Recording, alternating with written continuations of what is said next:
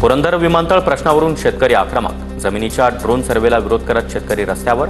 जमावाला पांगवण्यासाठी पोलिसांचा लाठीचार्ज। धक्काबुक्कीमध्ये वृद्ध महिलेचा जीव गेल्याचा शेतकऱ्यांचा आरोप।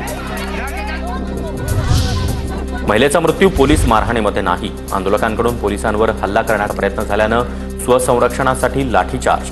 पुणे ग्रामीण पोलीस अधीक्षक पंकज देशमुख यांची माहिती।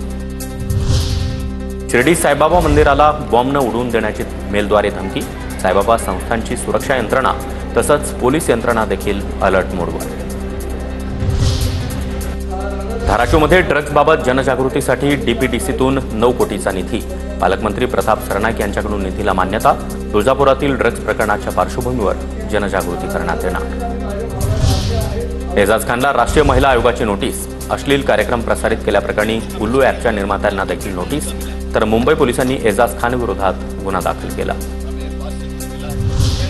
पालकमंत्री पंकजा मुंडेंच्या उपस्थितीमध्ये जिल्हाधिकारी कार्यालयामध्ये बैठक। स्थानिक आमदारांसह प्रशासकीय अधिकारी देखील उपस्थित। पंकजा मुंडे यांच्याकडून शासकीय कामांचा आढावा।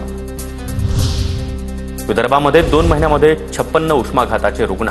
बेसा नगरपंचायतीकडून हिट ॲक्शन प्लॅन लागू।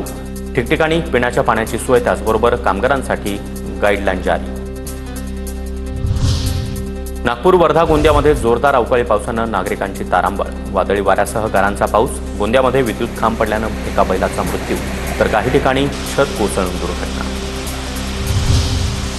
जम्मू काश्मीर खोऱ्यात देखील पावसाचा कहर। अनेक नद्यांनी धोक्याची पातळी ओलांडली।